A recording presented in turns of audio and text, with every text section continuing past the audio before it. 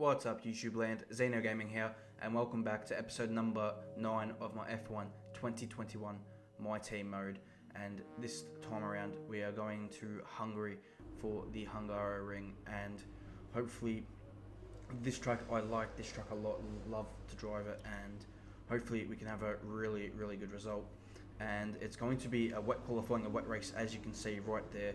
We have more developments on the car, as Ben here is informing us. Unfortunately, we don't get a drag reduction update, but that's fine because that is not really going to impact us here at Hungary. It's not that kind of track is Hungary, so that's really promising for our car. And also heading into this weekend, we're going to have to change the control electronics unit because it was already in the 70% during practice. So heading here into qualifying, we changed that a bit. So we're going to have to take a 10-place grid drop, unfortunately, but it is what it is. And so yeah, we're going to be starting 10 places back on the grid as we jump straight here into qualifying. And with the threat of rain, I wanted to get in the best possible lap times I could as early as possible here in Q1. So we set a 16.3 here.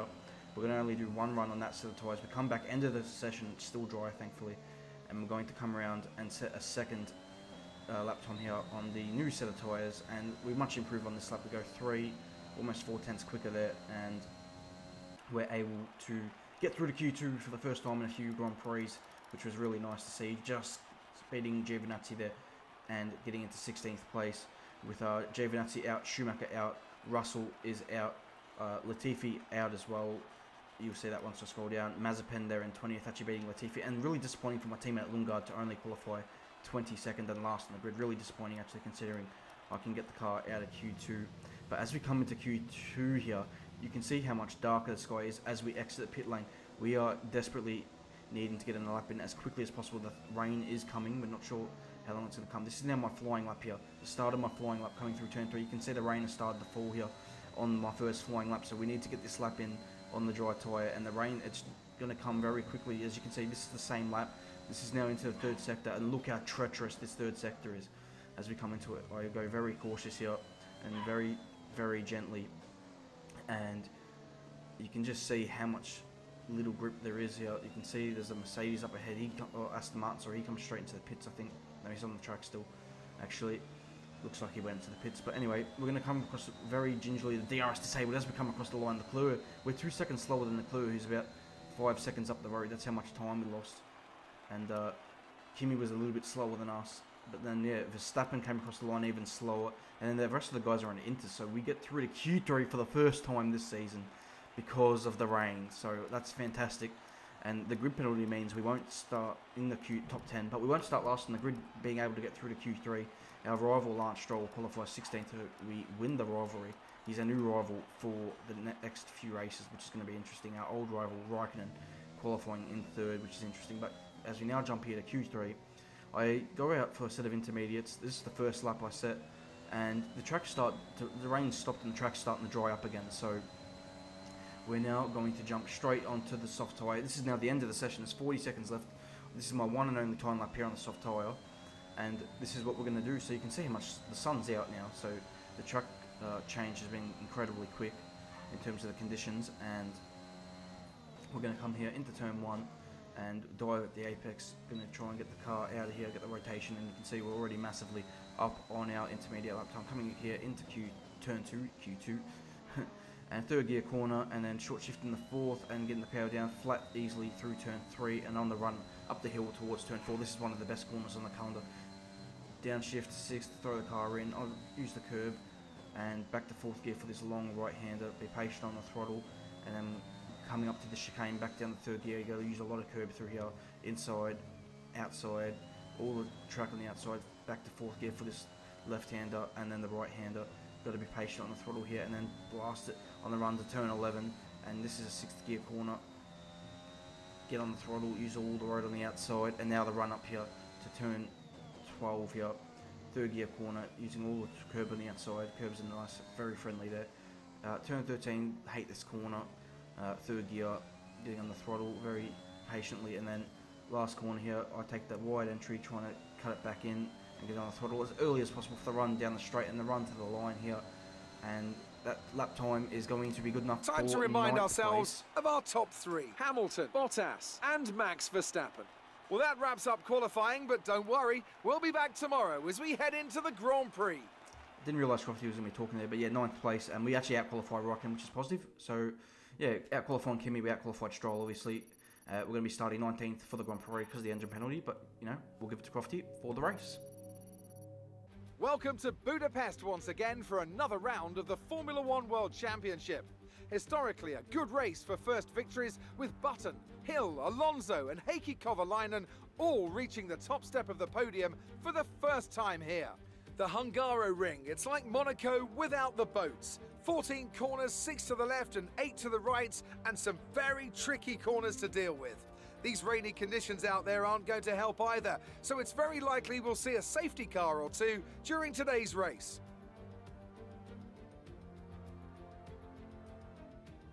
And I'm joined once again by Anthony Davidson to bring you the lowdown for today's race. Let's have a chat about McLaren. What do you make of their performance so far this season? Well, the atmosphere within that team seems very positive at the moment. Everyone seems like they're in great spirits and having a lot of fun doing what they do, and that's definitely contributed to the performances we've seen.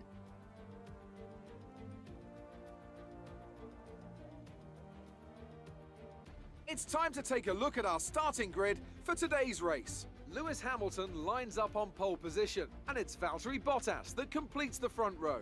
Looking down the rest of the grid, we have Verstappen, Perez, Carlos Sainz and Leclerc, Norris, Ricciardo, Raikkonen and Yuki Tsunoda, Gasly, Vettel, Fernando Alonso and Ocon, Stroll, Giovinazzi, Mick Schumacher and George Russell, Jackson, Latifi, Lundgaard and Nikita Mazepin. That's it then, it's time to go racing as we head to trackside for today's race. So, welcome everybody to the Hungarian Grand Prix, and we have a very wet Hungarian Grand Prix this afternoon. You can see though, the rain will go away halfway through this Grand Prix and it will turn to a dry race. So, looking at the strategy screen, you can see it's roughly got us down for 17 laps here. So the goal is to go take that intermediate tyre as long as possible into the race and switch to a dry weather tyre. Not sure what kind of tyre that will be at this stage of proceedings. But anyway, yeah, we're going to underfuel the car a bit and we will get into this Grand Prix. And we're starting here from 19th after the engine penalty, which has been unfortunate considering it's such a good qualifying for us. But we had a good Saturday. Can we make it a great Sunday here in Hungary? So as we line up here on the grid for the Hungarian Grand Prix, here we go, 5 red lights. And let's go here in Hungary, and we get a decent start off the line, short shifting. George and myself are going to both pass Schumacher very quickly here, so we immediately move here into 19th place. But then on the braking I was very conservative, and then I'm able to go around the outside here. I'm now trying to go around the outside Stroll, but I know that's just not going to be able to work here. So I slot back in here, and we're very careful on the throttle. I try to use overtake mode, and we have a huge tank slapper, and Russell's able to pass us. We go down the inside though here of Russell and Schumacher. Russell's now on outside, side by side with him. We're trying to be better on the throttle than him, but he's got the position and the line into turn 3, so we have to concede position to George there. But we're able to get ahead of Schumacher at least on this opening lap and move here into 18th position, sorry. And now I'm looking for a way through here. I was trying to go around the outside. Maybe I thought I could drive around the outside of George, but there was no way, and I actually almost cost myself a position here to Mick, but we're able to outbrake him here into the chicane to maintain the position.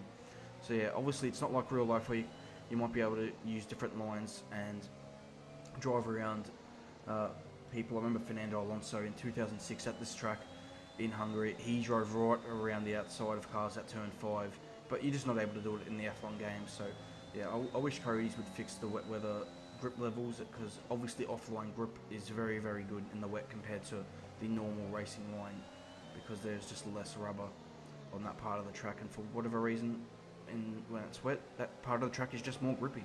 So I wish Codemasters could do something with that, but you know, it is what it is. And Lewis Hamilton leads this Grand Prix here on the opening lap, so we're now going to settle into a bit of a rhythm and see if we can get ahead of Russell in the Williams car.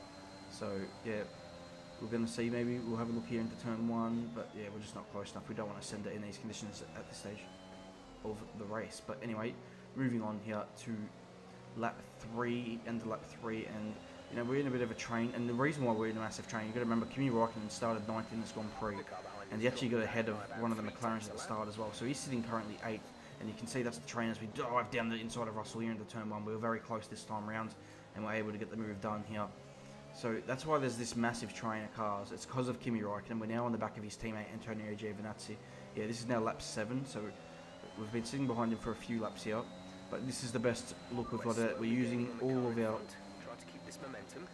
of our ERS here. We're going to dive to the inside of Giovinazzi. He defended a little bit, but we go even further to the inside, and we get the car stopped right at the apex, and we get the move done very nicely there. And we now got a couple of seconds ahead of Stroll, which we should be able to close, considering Räikkönen's just in 8th place at the front of this train, and he, you know, is just holding everybody up. So very positive for us. He's doing that. You can see now yellow flags here, and it's going to be for an Alpine car here. I thought at this stage it was Alonso, but as we go around the corner, Alonso just had a horrible turn 13. It's actually Esteban Ocon retiring from the Grand Prix, so that is unfortunate for Esteban. No points for him, and today, as now we get a virtual safety car to get rid of Esteban's car, so that would end, and we're now going to cut all the way to lap 15 because I'm just stuck in this train. You can see Giovinazzi can't quite keep up with us. Yeah, stuck in this train behind Räikkönen, and there's just, I can't overtake Stroll like I could Giovinazzi and Russell because he's in a quicker car, and it's just impossible to get any close on the straight. Stable at the moment. No rain currently expected. Inters seem like the fastest tyre. So yeah, the rain has now stopped, and I'm just going to stretch these inters to the dry tyre period. I'm just going to wait until it dries out. But as we now move on to the next lap here, lap 17, the AR are going to start coming into the pit lane, and they're actually going to come in and put the intermediate tyres on. So they're going to do what the original race strategy, the default strategy is in wet conditions, because they feel like, but the tyres are only in like the 30% mark area, so they really shouldn't be pitting for inter tyres at this stage. And here comes Stroll into the pit lane. So this is going to promote us all the way up. You can see a few cars still staying out, but it's going to promote us all the way up to actually P10. So we're now in the points here. As we now cut here to lap 23, and you can see we've still got inter tyres on, and we get the new strategy available here as we come through turn 13 for dry tyres, and I see the medium tyre, I immediately accept this, and I dive straight into the pit lane for the dry tyres. I know visually it doesn't look fantastic, but the rain has stopped, and you know there is that bit of a visual glitch still in the game where you can get away with dry tyres at this stage of the Grand Prix, and we're straight in for the dries, and everybody else behind us on track is going to follow suit as well. So as we go, there we go, DRS, it has been enabled, so this is the perfect crossover point for dry tyres. Actually, Lando Norris is going to go around another lap, but other cars, Räikkönen's in the pit lane. Seems like me and Kimi have had great strategies this weekend, and we've got the two Alfa Romeo cars. I was trying to go up the inside of Gasly here. I thought I'd try and send it. I think there was a slight bit of contact, and luckily for us there is no damage there. And our teammate's straight in the pits as well, Lundgaard, so that's good to see. And you can see there's not so much grip here on a medium tyre. I reckon a soft tyre would have been a lot better for the outlap here, but we're just going to survive the outlap here. We're going to be very, very cautious. So yeah, just going to be very cautious here on the medium tyre. Thank you for that, Jeff. Yeah, going to be very cautious, just not to have a bit of a moment or an issue. And you can see almost losing the car there. But yeah, we survived the outlap here, and you can see Tsunoda pits and Gasly doesn't want to double stack, so he goes around again. But I'm starting to get this tyre up the temperature now. We're pulling we had a much better third sector here. We go fastest of anybody in the third sector, so it's clearly ready for the dry tyre. Obviously the soft tyre would be a lot better in this condition of track, but you can see once again purple in the first sector, and Gasly's now starting to really struggle on the inter tyre, and I'm almost able to drive right around the outside there. Not able to quite do it here, but I'm so much better. And Gasly actually defends here into the chicane, so I back out of it. I wasn't going to risk a front wing on a car that's much slower, and we just got much better drive here out of the chicane, and we go up the inside of Gasly very easily in the middle sector here and make the overtake. So we're now sitting 8th in the Grand Prix with 10 laps to go, going to the end of the Grand Prix. No more rain is expected. We're going to cut here to lap 29. Lando on the soft tyres caught up significantly. As I said, the soft tyre is just much better, much more grip at this stage of the Grand Prix. But unfortunately for Lando here, he is going to actually box here, as he felt like his soft tyre couldn't hack it. So Lando boxes for a new set of soft tyres, and also do the rest of the guys who came in on a set of soft tyres. So we're behind Gasly here, and we're going to be able to come across the line here. Nothing happened. Norris pitted. He got back to 9th, but he didn't catch back up to us. You can see how much faster he is than us on a soft tyre. He's got the fastest lap of the Grand Prix. Hamilton wins the Grand Prix. We're going to come across the line for our second points finish of the year, finishing an incredible P8. Take care of the car on the way in.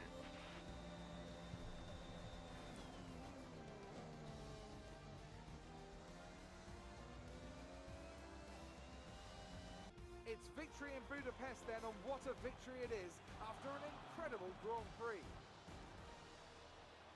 What do you think it was, Ant, that gave them the edge over the competition today? I feel like consistency was probably the key today. There's being quick, and then there's being quick lap after lap after lap. If you can do that, you can capitalise on other people's errors without making many of your own. And that's an approach that can push you a long way up the field.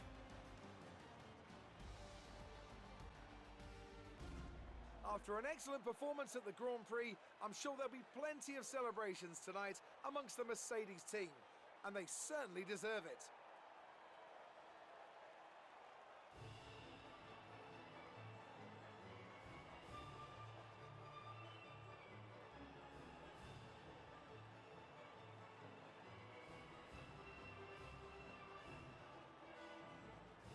And now let's take a look at the driver's standings. It's a great result for Lewis Hamilton, who moves further ahead at the top of the table. After an incredible day of racing, who was your driver of the day, Ant? I have to give it to Jackson. They did a great job at getting the most out of their tyres without losing pace, something that's a very handy skill to have in modern-day Formula One. It's time to check out the constructors' standings. Mercedes continue to extend their lead. Meanwhile, good work from Aston Martin this weekend, who pushed themselves further up the order. And with that, we wrap up another weekend of motorsport. But with more races lined up, be sure to join us when we come back with more Formula One. So that was the Hungarian Grand Prix, everybody. We get our second point finish of the season, our first since the opening round in Bahrain, and it is 4 points to the tally there with an 8th place finish. Lewis Hamilton wins the Grand Prix with Verstappen second and Charles Leclerc in third. Bottas, Ricciardo, Sainz, Perez, myself, Norris and Tsunoda round out the top 10 with Alonso just finishing outside in 11th outside the points. Raikkonen finishes 13th, unfortunately. Done me a job there, because without that train we wouldn't have made the strategy. We wouldn't have been able to get up to 8th, because we would have had to overtake all those cars. Maybe they would have been closer, because the gap, the field spread was between 8th and where I was so little. We were able to get a pit stop advantage. But if Raikkonen wasn't there, they would have been able to gap me in the early stages, and then maybe it would have been a bit closer doing the one less stop. But yeah, we're now sitting 14th in the driver's standings. Lewis Hamilton has 51 points over Max Verstappen, so he's looking quite ominous to add an 8th world title this year. So yeah, good points for us. We move ahead of Stroll in the driver's standings, and as we now move over to the constructors' standings here, we're 11 points back of Aston Martin. We're quite comfortably 5 points clear of Alfa Romeo. They've only scored 1 point. Williams and Haas don't look like scoring points at this stage. So we are targeting a 7th place finish in this year's Constructors' Championship. And I think with how we've developed our car, we should be able to do that. So yeah, fingers crossed we will be able to do that. And we have a good weekend against Stroll in the rivalry. I was hoping for maybe a 6-4 split, 6-3, whatever it is what it is. He set a faster lap because he was one of the drivers that was actually on the soft tyres in this race, so that's why he had a faster lap. But we do all our sponsor bonuses there, and we get a good influx of cash. So really good weekend for us. Not a lot of damage to the cars throughout the course of the weekend, which is really positive. And we're going to come post-race here, and we're going to upgrade here to the aerodynamics. We're going to upgrade the barge boards for drag reduction. I'm hoping to get those on the car for especially Monza. Not so much Belgium. Obviously Belgium would be nice, but Monza is the target. Thanks so much for the invitation to your HQ. Let's have a little chat about the team's performance this season. So yeah, we're going to interview here with Will Buxton, and yeah, we'll do that quite quickly. And things haven't quite been going your way this season. Are you going to be able to turn the team around? But yeah, this wasn't as interesting, this interview, so I just chucked it in here. But yeah, it's I think it does have an effect on morale, maybe a slight effect on your facilities, but I'm not too sure. But yeah, it's not too much too interesting. Thanks to be so honest. much, as ever, for your time. It's hugely appreciated. But that's going to do it for today's episode, guys. You can see heading here, we're just before the Belgian Grand Prix. Some updates have come to the car as well. You can see we've jumped Alpine. Aston Martin have also jumped Alpine. So Alpine are slipping there a little bit in the performance graph. But yeah, we're chasing Aston Martin. That's our goal. But anyway, guys, I hope you all enjoyed today's episode of My Team. Please leave a like on this video if you did enjoy it. Subscribe to the channel for more My Team content. And leave your feedback down in the comments section below. And until the next video, guys, I will see you all then. Until then, goodbye.